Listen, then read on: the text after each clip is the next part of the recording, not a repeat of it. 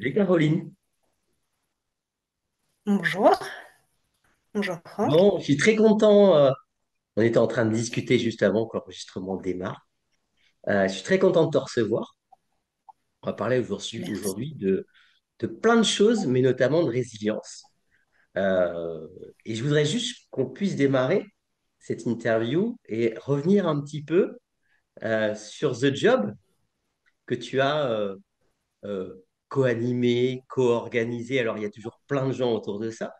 Qui a été fait à Caen récemment. Alors, juste pour ceux qui ne connaissent pas, hein, The Job, c'est le job dating qui change, qui casse les codes, qui est effectivement sans CV et 2 minutes 30 derrière un rideau.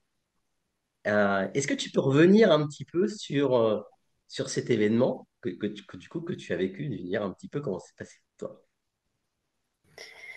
L'événement, donc, c'était le lundi 26 février dernier, donc, à l'amphithéâtre hier Thérèse de Caen, enfin, qui est à Hérouville-Saint-Clair, mais voilà, de Caen Normandie.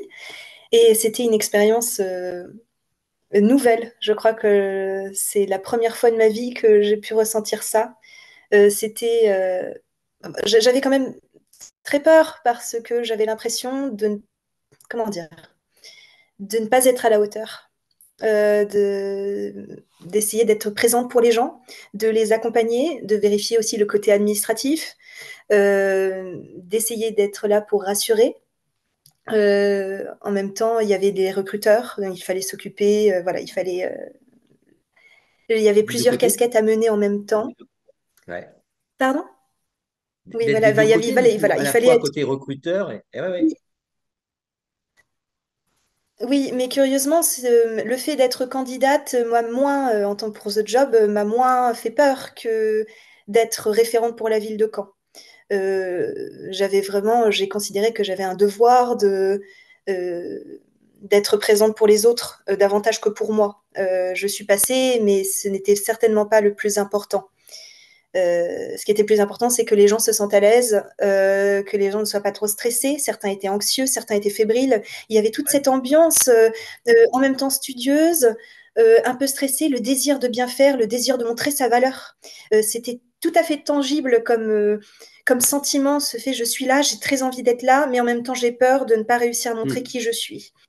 Et c'était à la fois, voilà, moi j'avais peur pour les gens, j'étais en empathie avec eux en me disant, je souhaite, j'espère, je rêve que tout le monde puisse avoir un match avec un recruteur. Je l'espère de tout cœur. Voilà, j'ai essayé de faire de mon mieux.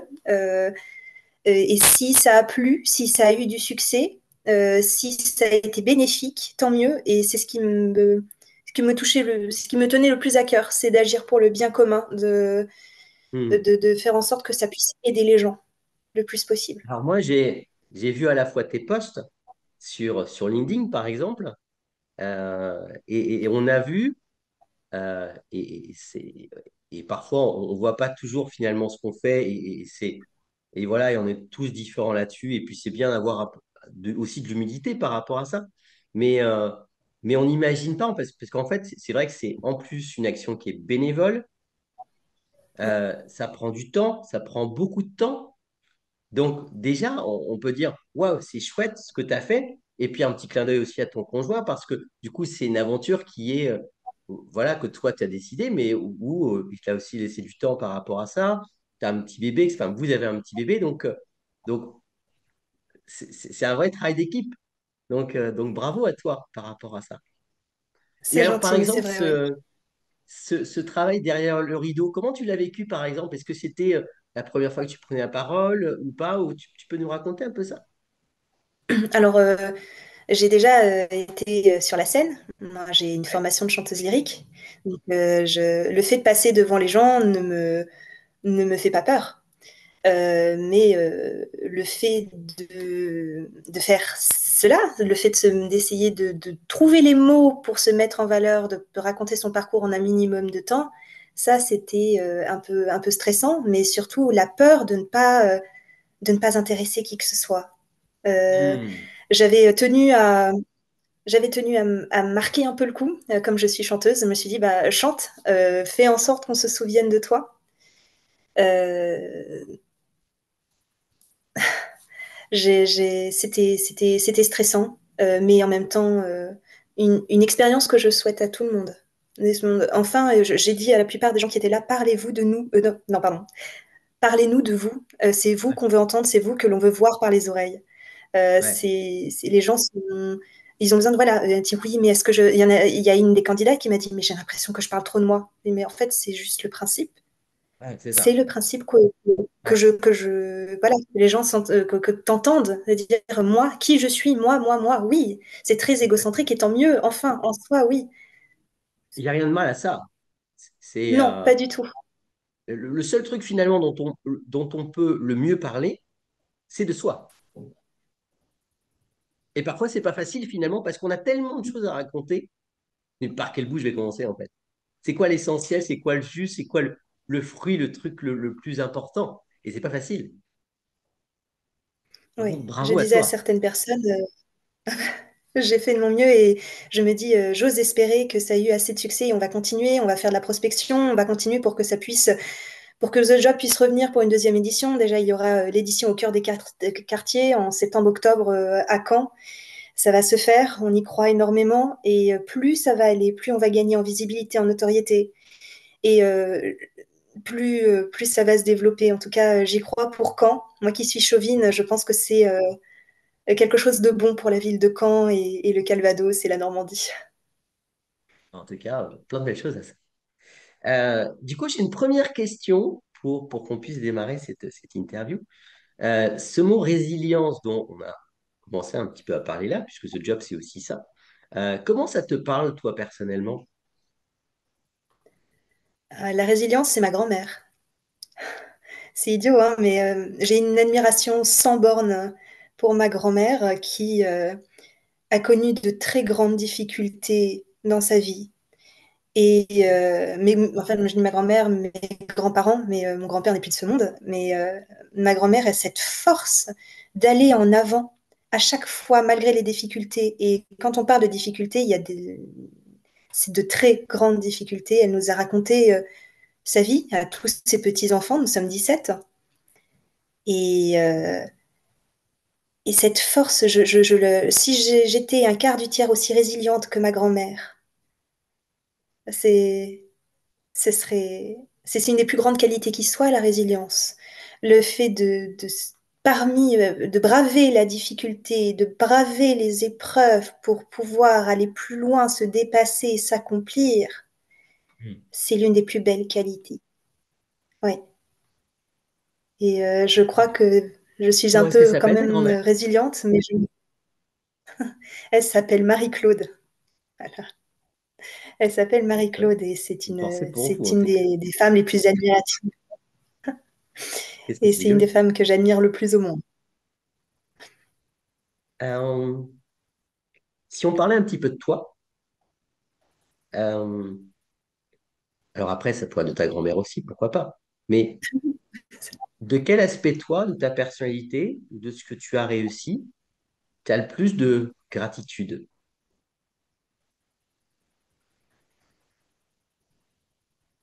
Et puis Est-ce d'ailleurs, que peut-être que ta tu pourrais grand-mère, elle t'aide à reformuler? ça aussi. Alors, Oui, oui, oui, oui, oui. si Est-ce que tu pourrais on reformuler la prend, question? si on prend qui tu es, dans qui tu es et dans ce que tu as réussi, sur quoi tu as le plus de gratitude? L'amour de ma famille.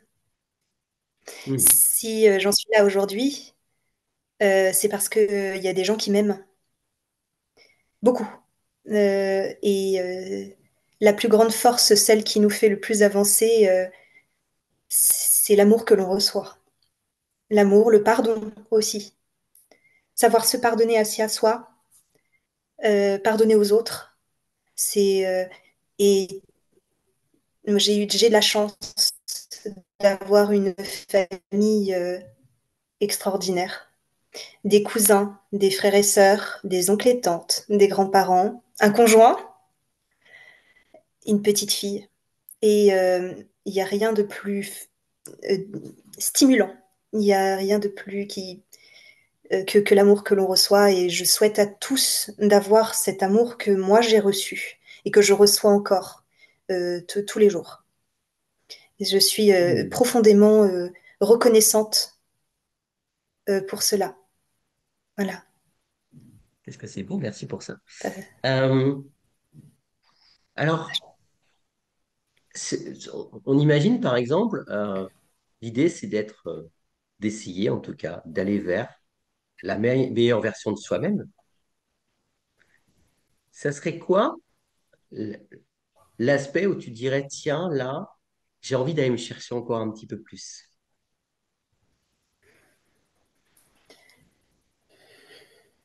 Il n'y a Je personne, suis il y a quelqu'un qui personne et prend... rien qui est parfait en plus. C'est terrible ça, parce que justement, j'ai toujours peur de ne pas être parfaite. Euh, je pense que je dois gagner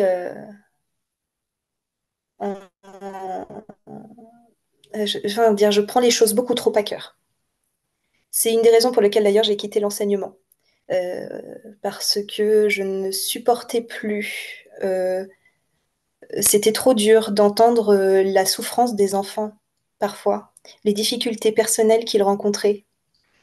Je revenais le soir chez moi, je pleurais parce qu'il fallait être forte devant les enfants, mais je souffrais pour eux. Je Hmm. souffrais avec eux et ils avaient cette innocence d'enfant quand ils... Un jour, il y a une petite fille en cinquième qui m'a dit: «Ah, madame, c'est bon, je vais pouvoir voir ma maman, c'est le JAF qui l'a dit.» Et elle a dit ça avec un sourire. Et je ne savais pas ce que c'était que le JAF, donc le juge aux affaires familiales, dont j'ai appris un mot. Et ça m'a. Et cet enfant, j'ai dit: «Mon Dieu, ça fait combien de temps?» Puis je lui ai dit: «Mais ça fait combien de temps que vous n'avez pas vu votre maman?» «Ah bah ça fait 1 an.» Et il a fallu que je tienne.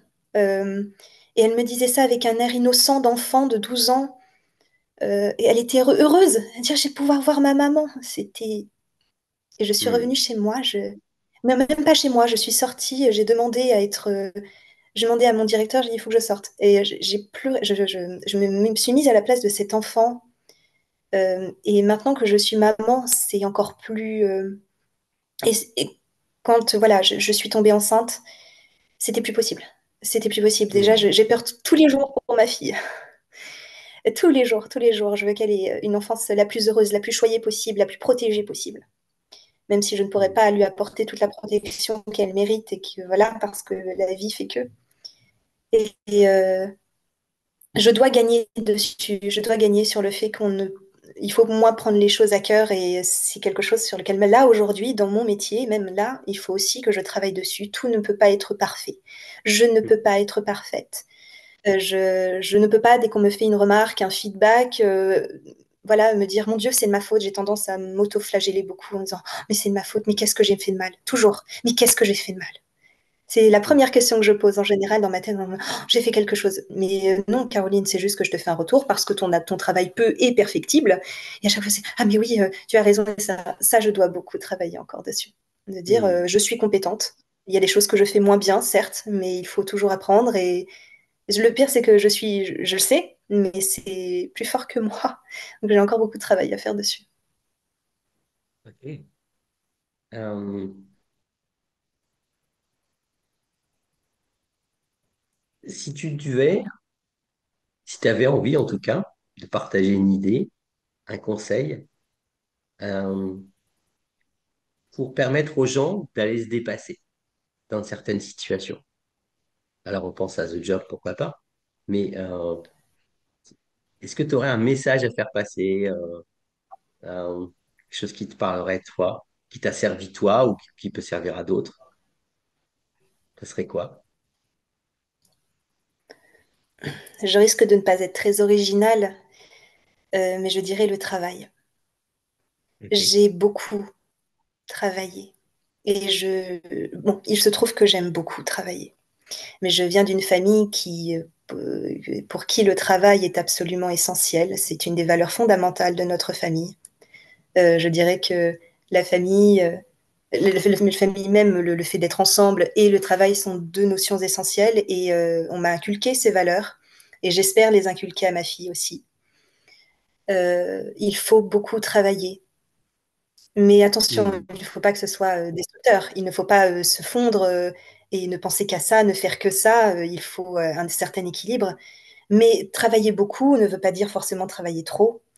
Mais il me semble que c'est très sain de travailler pour améliorer ses compétences Oui, et pour, en effet, augmenter son expertise, se dépasser. Ça peut être, alors le travail, c'est un gros mot. C'est-à-dire qu'on peut travailler dans plein de domaines. Il ne s'agit pas que de faire des exercices assis à sa table ou de réviser un contrôle. Ce n'est pas que ça. Le travail sur soi en fait partie. Aller se soigner, prendre le temps pour soi, c'est aussi un travail. Accepter de dire oui, je ne vais pas bien. On est dans une société où on n'aime pas. On s'attend toujours, quand on pose la question ah, ça va, on s'attend toujours à ce que la personne réponde bah oui, ça va. Mais en fait, ce n'est pas toujours le cas. peu sont les gens. Non, et voilà, on aimerait dire non, en fait, là, ce matin, ça va pas, j'ai ça, ça qui va pas, non, non, je suis dans le rouge, je suis pas. Voilà, plein de raisons, et pour beaucoup. Mais comme tout le monde a ses problèmes et que personne n'ose en parler, ça n'avance pas. Alors, le travail sur soi, accepter de dire non, en effet, dire non, je ne vais pas bien aujourd'hui. Et j'ai une tante qui dit une des plus belles phrases que je retiens, c'est il faut se donner les moyens d'aller bien. Hmm. Donc, quand on est malade, quand on a un rhume, on va chez le médecin. Euh, S'entourer des personnes qui nous font du bien, ça fait partie du travail de soi. Se concentrer, ce n'est pas de l'égoïsme, ce n'est pas de l'égocentrisme, ce n'est pas ne penser qu'à soi, que de se concentrer sur soi, savoir ce que l'on veut, qui l'on est. C'est un véritable travail, ça prend du temps, ça prend des années, et Dieu sait si je dois encore le faire. Et en plus, je n'ai pas d'autant pas le choix que maintenant je suis maman. Et que si moi je ne vais pas bien, si je ne fais pas ce travail, ma fille, les enfants sont des éponges, ma fille le sentira et Hmm. je tiens à inculquer ça, le bien-être à ma fille. Voilà, si j'avais un conseil, c'est le bien-être. Il faut beaucoup travailler, que ce soit en effet au travail, faire du bon travail. Je ne dirais pas beaucoup, en fait, c'est le faire bien, aimer ce que l'on fait et s'aimer soi. Et ça, c'est un véritable travail. Ouais. Est-ce que ça serait résumé en disant c'est donner le meilleur de soi?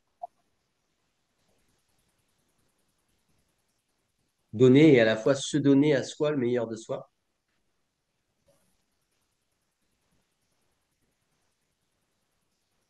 Oui, malgré les difficultés. On a tous des difficultés et il n'y a pas d'échelle à la douleur.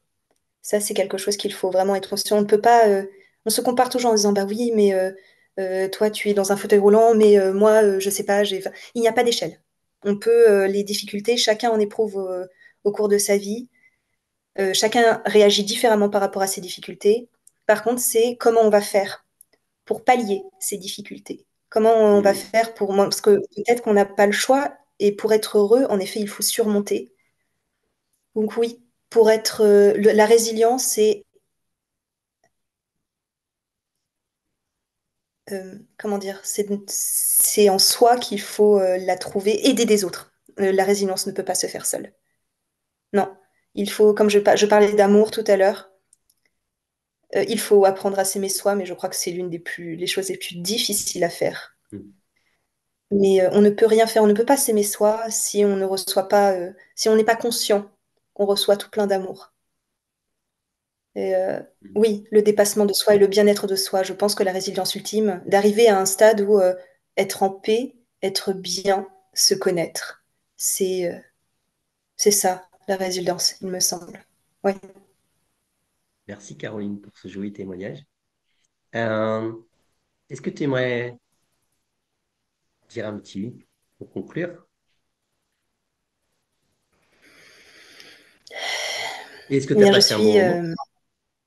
Alors oui, en fait, ce que ça fait beaucoup de bien de réfléchir. Alors, c'est un peu en même temps stressant parce qu'il faut trouver les bons mots, ne pas se laisser disperser, ne pas. Et en même temps, ça fait beaucoup de bien, ça apaise. Voilà, je me sens apaisée après ces questions. Parce que ça m'a rappelé, oui, pourquoi tu es là, pourquoi tu en es ici aujourd'hui. C'est vrai. Donc merci beaucoup. Ça fait prendre conscience du chemin parcouru. Merci à toi. C'est un joli cadeau. Ben voilà, tu as fait le mot de la fin. Merci, merci J'espère qu'en aussi tout à toi. cas, les gens qui vont écouter, voilà, vont se laisser inspirés et que ils en feront aussi, eux aussi, leur chemin. Et voilà. Allez, merci infiniment, Je ne sais pas Caroline. si je suis. Merci Franck. Merci. Plein de belles choses à toi. Je te souhaite une belle route dans tes projets. Merci. C'est gentil.